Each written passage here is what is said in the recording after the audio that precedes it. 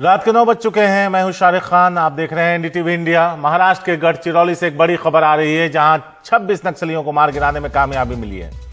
नक्सलियों के साथ महाराष्ट्र पुलिस की C60 यूनिट की यह मुठभेड़ हुई। मुठभेड़ में 3 जवान भी घायल हुए हैं। घायल जवानों को हेलीकॉप्टर के जरिए एयरलिफ्ट कर अस्पताल पहुंचाया गया। सुनील सिंह है एसोसिएट एडिटर हमारे साथ, उनसे बात करते हैं। सुनील, कहां पे गढ़चिरौली में कहां पर यह मुठभेड़ हुआ? इतनी बड़ी तादाद में नक्सली वहां क्या कर रहे थे और किस तरह से जानकारी मिली जिसके बाद इस तरह की कामयाबी मिलने में पुलिस को कामयाबी मिली है? और शारिक, महाराष्ट्र का जो गढ़चिरौली जिला है वो नक्सलियों के लिए जाना जाता है और ये छत्तीसगढ़ और तेलंगाना से मिला हुआ है, जहां पर कि नक्सली का मूवमेंट वहां पर अक्सर रहता है।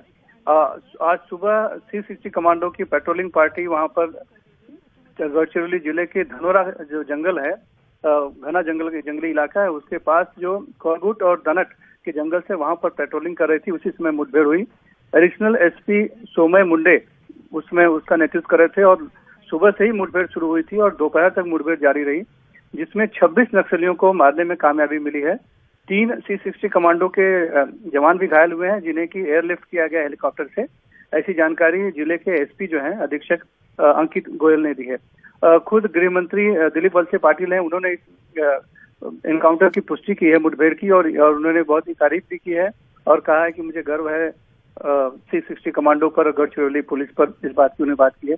अभी तक कौन से जो नक्सली हैं वो CPI माओइस्ट जो है बैन जो है उसके दलम था, पूरा उस दलम के साथ मुठभेड़ हुई थी, लेकिन उसमें कुछ कौन से नाम है, कौन कौन से नक्सली हैं, कितने बड़े, ये अभी तक नहीं बताया जा रहा है, उसकी पहचान नहीं बताई जा रही है।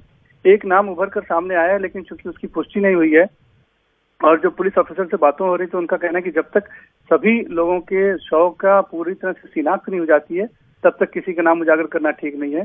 तो इस संबंध में अभी रात में बहुत जानकारी इसलिए नहीं मिल पाएगी कि बहुत इंटीरियर इलाके में हुआ है।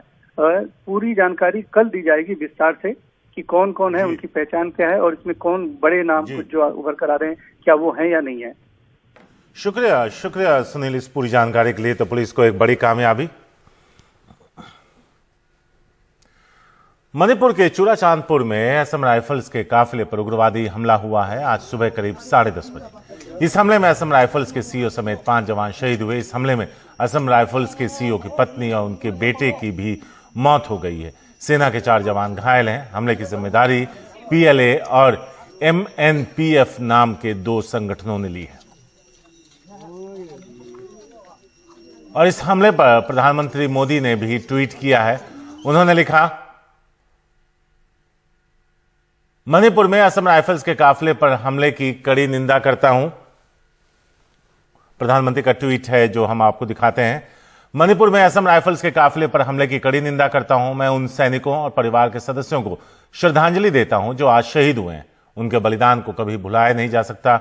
दुख की इस घड़ी में मेरी संवेदनाएं शोक संतप्त परिवारों के साथ हैं। वहीं कांग्रेस नेता राहुल गांधी ने भी इस मामले पर ट्वीट किया है, वो भी आपको दिखाते हैं। मणिपुर में सेना के काफिले पर हुए आतंकी हमले से एक बार फिर साबित होता है कि मोदी सरकार राष्ट्र की सुरक्षा करने में असमर्थ है। शहीदों को मेरी श्रद्धांजलि और उनके परिजनों को शोक संवेदनाएं। देश आपके बलिदान को याद रखेगा। रतनदीप चौधरी हैं हमारे साथ इस वक्त, सीधे उनके पास चलते हैं, उनसे जानते हैं कि आखिर यह हमला किस तरह से हुआ। रतनदीप, सुबह 10:30 बजे का बताया जा रहा है जब यह हमला हुआ। क्या घात लगाकर पहले बैठे थे? और जब इस तरह का कोई काफिला निकलता है तो क्या उसके लिए कोई एक सेट पैटर्न होता है, जो एक एक्सरसाइज की जाती हो कि यह काफिला सुरक्षित वहां से निकल जाए? क्या उसमें चूक हुई? और जो लोग मारे गए, जिन लोगों ने हमला किया, उन पर कोई उन तक पहुंचने में कोई कामयाबी मिली अब तक?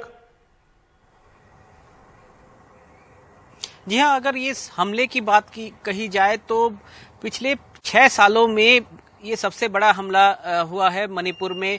2015 में मणिपुर के चांडेल जिले के पारालॉन में ऐसे ही एक एम्बुश में 18 आर्मी के जवान शहीद हो गए थे, वो मारे गए थे। और इसके बाद आपको याद होगा, इसके बाद जो स्पेशल फोर्सेस हैं भारत के, उन्होंने सर्जिकल स्ट्राइक किया था म्यांमार बॉर्डर पे और क्लेम किया था कि जो उग्रवादी संगठन के जो वहां पे ठिकाने हैं उनके ऊपर स्ट्राइक किया गया था। और इसके बाद हमने देखा था कि मणिपुर में एक शांति लौटती हुई दिख रही थी, छिटपुट घटनाएं हुई थी, मगर बड़ा हादसा कोई नहीं हुआ। मगर अब जबकि मणिपुर में फिर से चुनाव है अगले 2-3 महीनों में, तब ये हमला हुआ है। तो ये टाइमिंग बहुत इंपॉर्टेंट है। और आज का हमले के बारे में अगर कहा जाए तो ये जो जगह है जहां पे ये हमला हुआ है, चुराचांदपुर से भी 50 किलोमीटर अंदर की तरफ जो म्यांमार से सटा हुआ बॉर्डर है उसके बहुत ही करीब हुआ है। और ये जो इलाका है घने जंगलों से घिरा हुआ है, पहाड़ी इलाका है, बहुत छोटे जो रास्ते होते हैं, सिंगल लेन रास्ते होते हैं, जहां पे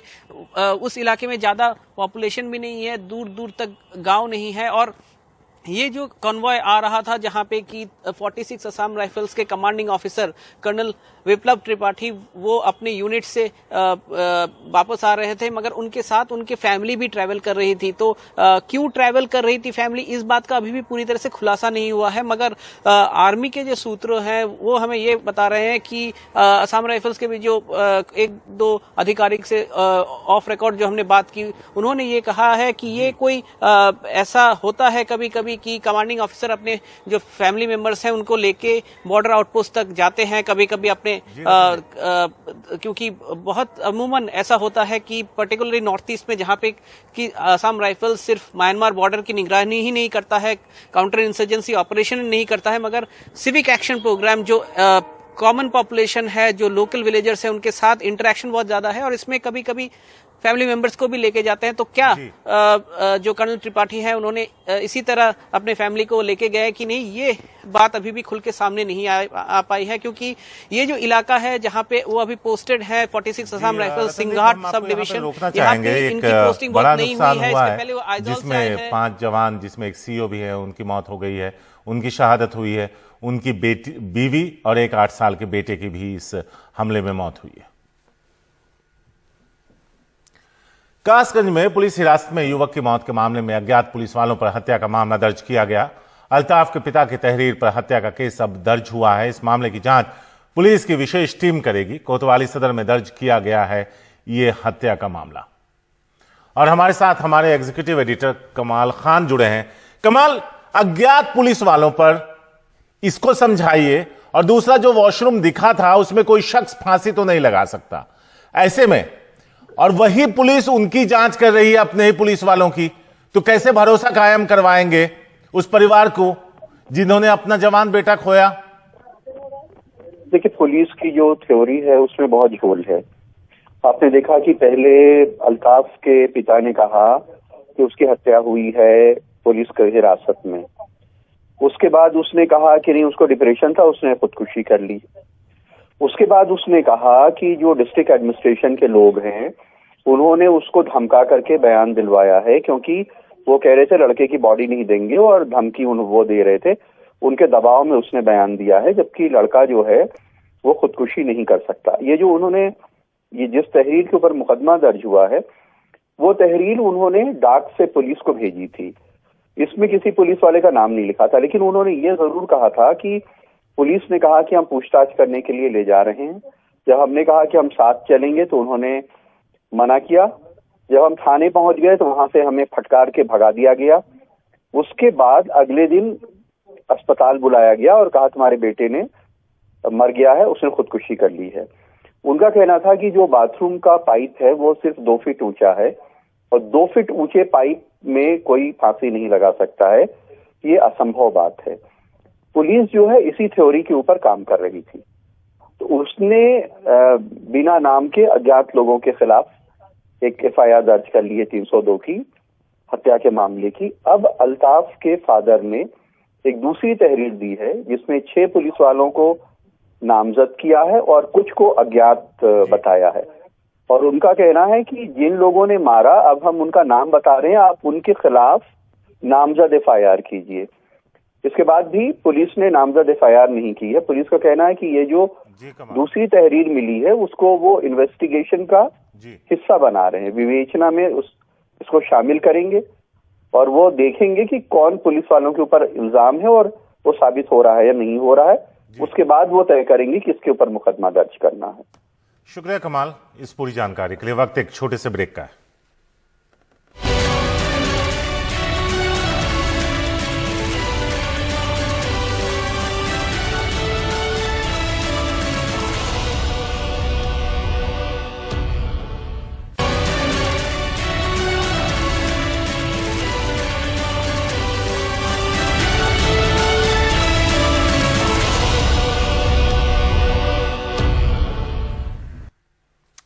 दिल्ली में जानलेवा प्रदूषण पर सुप्रीम कोर्ट की फटकार के बाद अरविंद केजरीवाल ने कई कदम उठाने का ऐलान किया।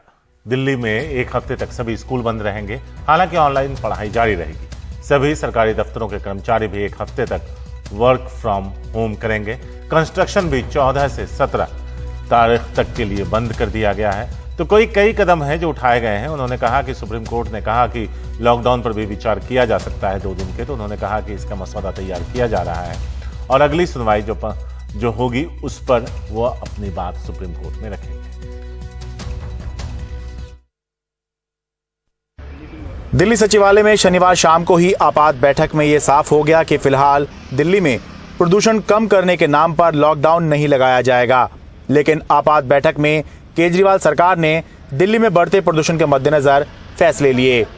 एक हफ्ते के लिए सभी स्कूल बंद किए गए, केवल ऑनलाइन क्लास चलेंगी।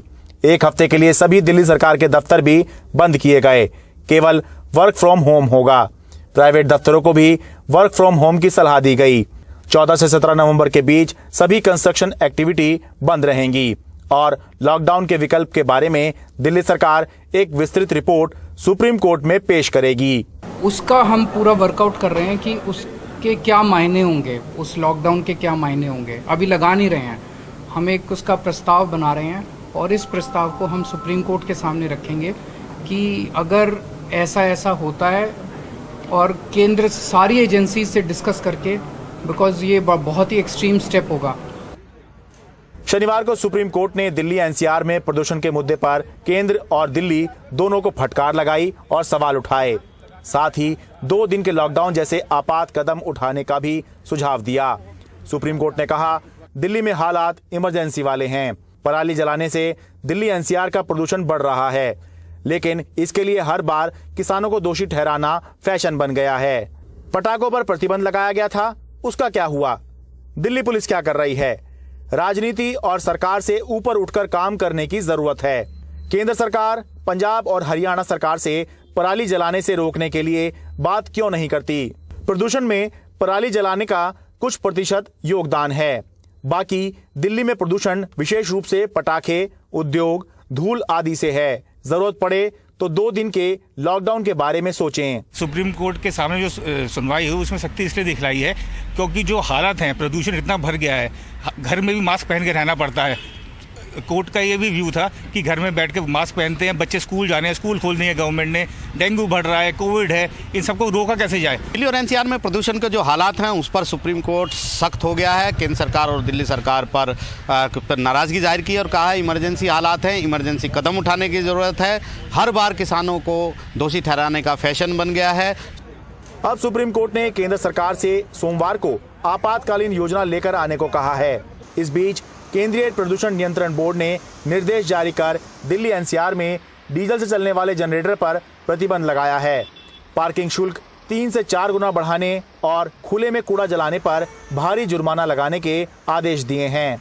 हमारे देश में केवल प्रदूषण ही नहीं बल्कि और दूसरी बहुत सी समस्याओं की जड़ है केंद्र सरकार और राज्य सरकार और अलग अलग राज्य सरकारों के बीच में तालमेल और इच्छा शक्ति की कमी।